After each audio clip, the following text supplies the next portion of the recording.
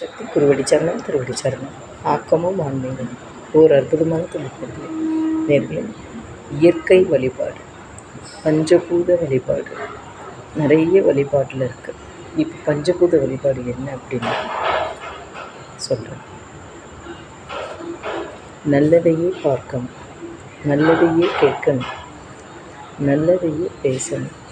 ஓமம் சக்தின்னு சொல்லிட்டு என்னுள் இருக்கும் ஆன்மாவை நான் உன்னை வணங்குகிறேன்னு சொல்லிட்டு நீர், நிலம், நெருப்பு, காற்று, ஆகாயம் ஆகிய 5 பஞ்சபூதங்களையும் நான் வணங்குறேன் அப்படின்னு சொல்லிட்டு ஒரு நிமிஷம் நம்ம மனதார ஆத்மாத்தமும் பஞ்சபூத வழிபாடுக்கு சின்முத்திரை வைத்து தியானம் இருந்தோம்னு வச்சுக்கோங்களேன்.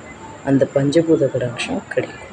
இது வியாழன் ஆண்களுக்கு சொல்கிறேன், வியாழன் ஞாயிறு பெண்களுக்கு செவ்வாய் வெள்ளி பண்ணின நல்லது செய்க நேர்கள்.